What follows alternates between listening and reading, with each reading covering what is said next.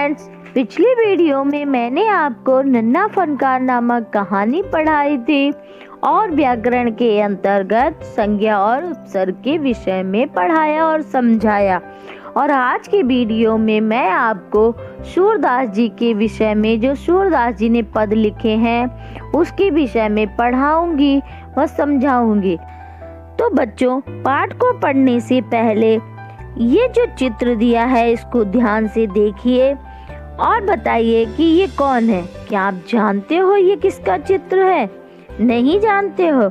ये महाकवि सूरदास जी का चित्र है, जो कि कृष्ण के अनन्य भक्त थे।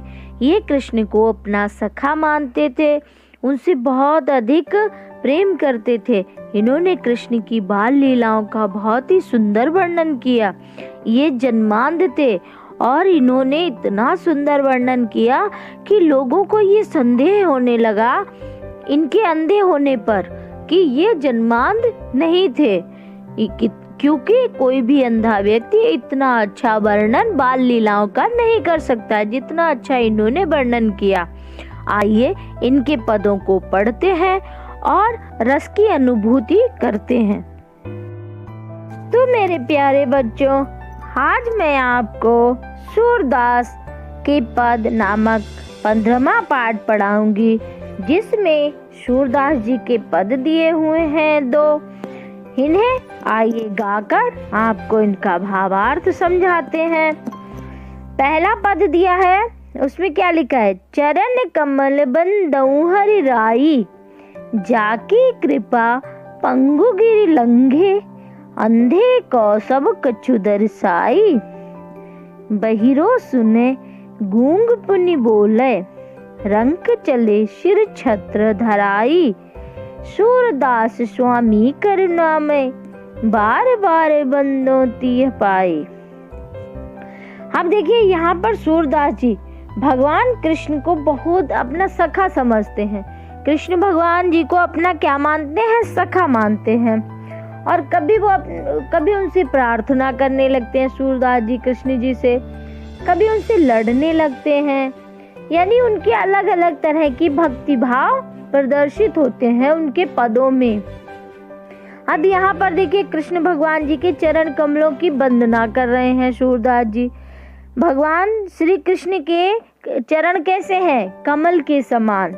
तो क्या कहते हैं सूरदास जी? चरण कमल बंदो हरि राई, कि हरि कौन है? भगवान विष्णु के चरण कमलों की मैं वंदना करता हूँ। क्या कहते हैं? कि भगवान श्री कृष्ण के कमल रूपी चरणों की मैं वंदना करता हूँ। जाकी कृपा पंगु गिरि लंघे, जाकी माने जिसकी, कृपा माने कृपा से, पंगु माने लंगड़ा, गिरि माने पर्वत, लंघे माने लांग जाता है। जिन चरणों की कृपा से, यानी भगवान श्री कृष्णों के चरणों की वंदना करने से क्या क्या चमत्कार होते हैं, उसका वर्णन कर रहे हैं ये, कि जिनकी कृपा से लंगड़ा पर्वत लांग जाता है, अंधे जो देख नहीं सकता है उसको क्या कहते हैं? अंधा कहते हैं। अंधे और सब कुछ माने सब कुछ, दर्शाई माने दिखाई देने लगता है, और अंधे को सब कुछ दिखाई देने लगता है। बहिरो सुने, बहरा सुनने लगता है। गूंग पुनि बोले, गूंग माने गूंगा, पुनि माने पुनः, बोले माने बोलने लगता है। बहरा सुनने लगता है और गूंगा पुनः बोलने लगता है। रंक माने गरीब व्यक्ति, जो एकदम बहुत ही गरीब होता है, निर्धन। चले सिर छत्र धराई, और रंक भी जो बिल्कुल कंगाल होता है, गरीब होता है, वह भी छत्रपति सम्राट बन जाता है। भगवान श्री कृष्ण के चरण कमल रूपी वंदना करने से, यानी भगवान की कृपा से क्या होता है? लंगड़ा पर्वत लांग जाता है, अंधे को सब कुछ दिखाई देने लगता है, बहरा सुनने लगता है, गूंगा बोलने लगता है, और जो निर्धन व्यक्ति होता है, बिल्कुल गरीब, वह भी छत्रपति सम्राट बन जाता है। छत्र धारण करने वाला छत्रपति सम्राट बन जाता है। सूरदास स्वामी करुणामय, बार बार बंदों तिह पाई, क्या कहते हैं, सूरदास जी कहते हैं कि ऐसे करुणामयी स्वामी यानी भगवान कृष्ण के चरण कमलों की मैं बार बार वंदना करता हूँ। सूरदास जी कहते हैं, ये देखिए लास्ट वाली लाइन है, सूरदास यानी कोई भी कभी कोई कविता लिखता है तो उसमें अपना नाम जरूर ही अंतिम लाइन में या बीच में ऐड करता है। तो यहाँ पर सूरदास जी क्या कहते हैं, सूरदास स्वामी करुणामय बार बार बंदों तिह पाए। कि सूरदास जी कहते हैं कि ऐसे करुणामयी स्वामी की मैं बार बार वंदना करता हूँ। कैसे, जिनकी कृपा से लंगड़ा पर्वत लांग जाता है, अंधे को सब कुछ दिखाई देने लगता है, बहरा सुनने लगता है, गूंगा बोलने लगता है, और जो निर्धन व्यक्ति होता है, गरीब, वह भी पलक झपकते ही छत्रपति सम्राट बन जाता है। सूरदास जी कहते हैं ऐसे करुणामयी स्वामी की मैं बार बार प्रभु की वंदना करता हूँ। तो बच्चों, इस पद को पहले पढ़ना अच्छे से, उसके बाद इसका भावार्थ समझना, लिखना और याद करना। अब आइए अगला देखते हैं। देखिए अगले पद में इन्होंने क्या लिखा है। अब भगवान कृष्ण जी हैं, माखन चुराते हैं, ग्वाल वालों के साथ गैया चराते हैं, वन में जाते हैं, अच्छी अच्छी लीलाएं रचते हैं। गोपियां वैसे तो कृष्ण जी को बहुत पसंद करती हैं, देखने के लिए तरसती हैं, पर क्या है, यशोदा मैया से उनकी शिकायत भी करती हैं, क्योंकि कृष्ण जी माखन चुरा के भाग जाते हैं, उनके गाय के बछड़ों को खोल देते हैं, रस्सी खोल देते हैं, वो जंगल में भटकते हैं, और क्या करते हैं, मटकी फोड़ देते हैं, कपड़े चुरा लेते हैं। तो गोपियां बड़ी परेशान हो जाती हैं, मैया से शिकायत करती हैं कि तुम्हारा लल्ला जो कान्हा है वो हमारा माखन चोरी करके खा जाता है, और अगर उससे पकड़ लो तो क्या कहता है, अरे मैया मैं माखन नहीं खा रहा था, मैं तो माखन में जो चींटियां घुस गई हैं मैं चींटी निकाल रहा था। कृष्ण जी बड़े नटखट हैं, बहाने भी बहुत अच्छे बना लेते हैं। तो मैया को बहुत गुस्सा आया कृष्ण जी पे। उन्होंने कहा हम शिकायत सुन सुन के परेशान हो गए। तो मैया ने डंडा उठाया और कृष्ण जी को मारने लगी। तो कृष्ण जी क्या कहने लगे अपनी मैया से कि मैया मोरी मैं नहीं माखन खायो, कि हे मेरी प्यारी मैया मैंने माखन नहीं खाया है। मैया मोरी हे मेरी माँ यशोदा मैंने माखन नहीं खाया।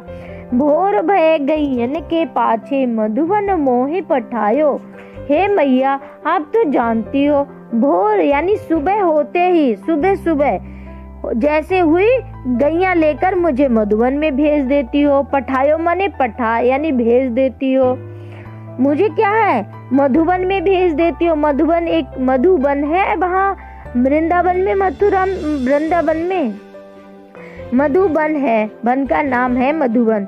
तो वहाँ पर आप मुझे गाय लेकर भेज देती हो कि जाओ लल्ला गाय चराओ जाके। सुबह सुबह ही मुझे गायों के साथ भेज देती हो। चार पहर बंसी बट भटक्यो सांझ परे घर आयो। क्या है मैया, चार पहर यानी 24 घंटे मैं वहाँ भटकता रहता हूँ, बंसी लेकर इस पेड़ के नीचे बजाता हूँ, उस पेड़ के नीचे, उस पेड़ के नीचे, यानी मैं बंसी बट पर घूमता ही रहता हूँ बंसी लिए। चारों पहर इधर उधर उस जंगल में मधुबन में भटकता रहता हूँ। और सांझ परे यानी शाम होने पर, जब बिल्कुल शाम हो जाती है तब घर पर आता हूँ। चार पहर में वन में रहता हूँ, बंसी बजाता रहता हूँ बट के नीचे, बंसी बट में भटकता रहता हूँ। और सांझ होती है, जब शाम हो जाती है तब घर आता हूँ। मैं बालक बयन को छोटो सीखो कही विधि पायो। अब मैया आप ही सोचो, थोड़ा तो अपना दिमाग लगाओ मैया। मैं छोटा सा बालक हूँ, आप तो जानती हो, देखती हो मैया कि मैं एक छोटा सा बालक हूँ, और मेरी बाहें कैसी, बहियन को छोटो, बहियन को छोटो, बहियन माने बाहें और छोटो माने छोटी। हमारी बाहें छोटी हैं और मैं छोटा सा बालक हूँ, हमारी बाहें भी छोटी छोटी हैं। और सीखो कहीं भी दिपायो, और पहले ये होता है सामान रखने के लिए एक रस्सी का सीका बनाया जाता था, जैसे कोई भी सामान वहाँ पर रखा जाता था, मटकी रखी जाती थी, खाना रखा जाता था, तो वहां पर सारा सामान रख दिया था। तो एक सीका, जैसे पंखा नहीं टंगा होता, इसी तरह से वो सीका टांग दिया जाता था, उसी में सारा सामान रख दिया जाता था ऊपर। तो कृष्ण जी यही कहते हैं कि मैं छोटा सा बच्चा हूँ, मेरी बाहें छोटी छोटी हैं, इतने ऊंचे पे तुमने सीका टांग रखा है। सारी गोपियां सीका ऊंचे पे ही टांगती हैं, उसी में अपना माखन रखती हैं। तो बताओ मैं कैसे उस माखन को पा जाऊंगा? सीका मुझे कैसे मिलेगा? वो तो इतनी ऊंचाई पे होता है, और मैं छोटा सा बालक हूँ, मेरी छोटी छोटी बाहें हैं, मैं कैसे उस सीके तक पहुँच सकता हूँ? मैया तुम ही सोचो। अच्छा, ये सब झूठ बोल रही है, मैंने ऐसा नहीं किया, माखन नहीं चुराया, ना खाया। फिर आगे क्या कहते हैं कृष्ण जी? ग्वाल बाल सब बैर पड़े हैं, बरवस मुख लपटायो। क्या कहती? अरे मैया आप नहीं जानती हो। अब देखो माँ को अपनी बातों में फंसा रहे हैं, यशोदा मैया को अपनी मीठी मीठी बातों में मैया यशोदा को फंसा रहे हैं, अपने आप को सच साबित कर रहे हैं और सबको झूठा। कहते हैं अरे मैया आप नहीं जानती हो, ग्वाल वाल सब बैर पड़े हैं, ये सब मुझसे बैर करते हैं, यानी मुझसे दुश्मनी रखते हैं। ये जितने ग्वाल वाल हैं मेरे साथ, जो गैया चराने जाते हैं, जो लोग गाय चराते हैं बच्चे, उनको ग्वाला कहते हैं। गाय चराने वाले को क्या कहेंगे? ग्वाला। तो अब बाल माने बालक, जो छोटे बच्चे होते हैं, बालक। तो जितने ये ग्वाल वाल हैं, ये मेरे मित्र, ये सब मुझसे बैर करते हैं, पता है, मुझसे दुश्मनी रखते हैं।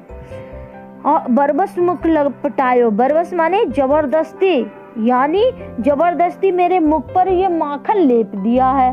देखिए मेरे मुख पे जबरदस्ती माखन लगा दिया है, जिससे मैं चोर साबित हो जाऊं मैया, जिससे सारे लोग यही समझे कि लो कान्हा ने माखन चुरा के खा लिया। इन लोगों ने मुझसे दुश्मनी निकालने के लिए जबरदस्ती मेरे मुख पे लपेट दिया है माखन, जबकि मैया सच्ची बात तो यही है कि मैंने माखन नहीं खाया है माँ, इन लोगों ने मेरे मुंह पे जबरदस्ती लपेट दिया है।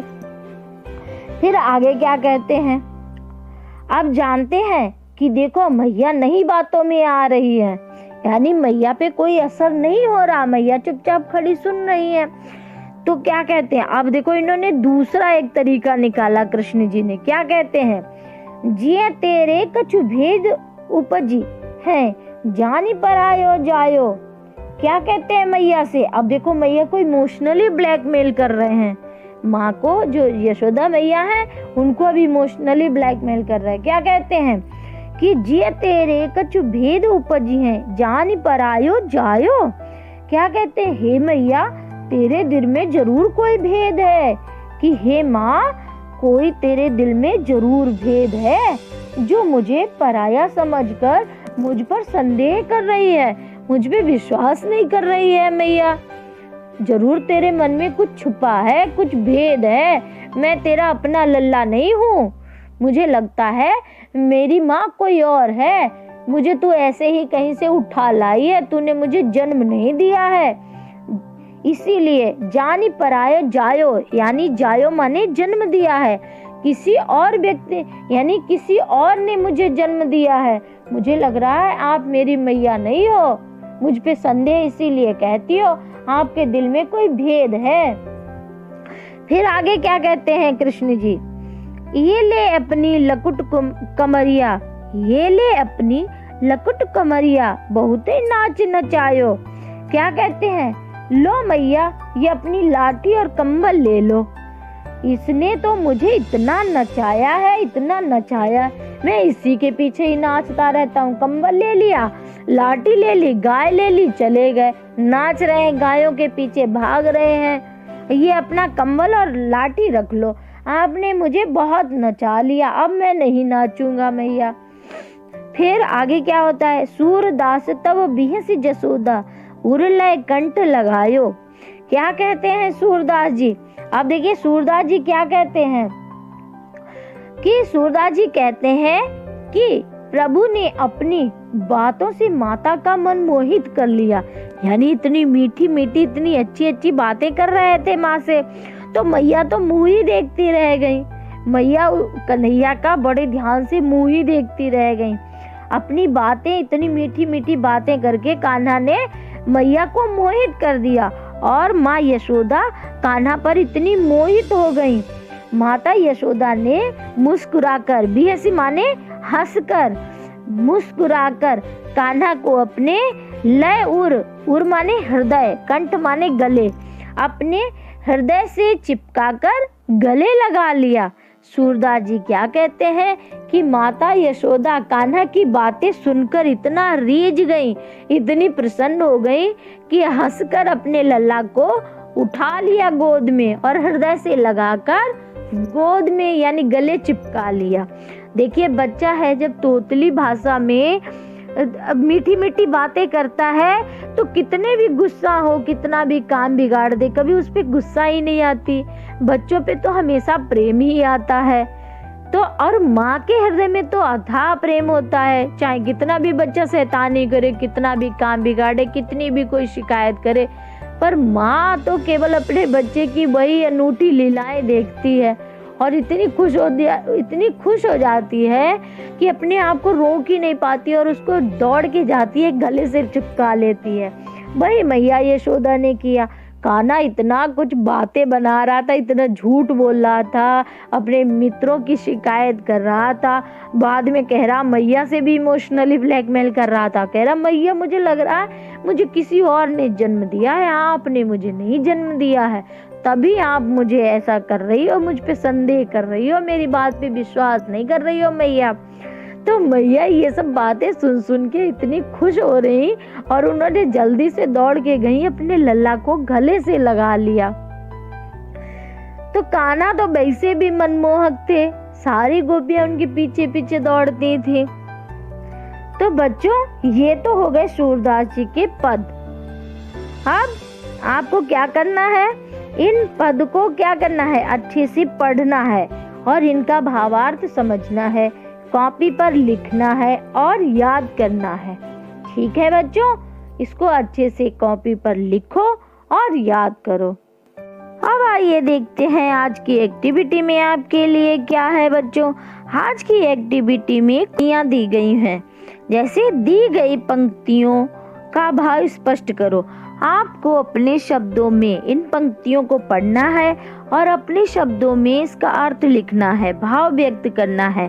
तो कॉपी पर इसका अर्थ लिखिए, यानी अपने शब्दों में। जैसे मैंने आपको अभी पद पढ़ाया और उनका अर्थ बताया, वैसे ही आपको भी अपने शब्दों में इसे लिखना है।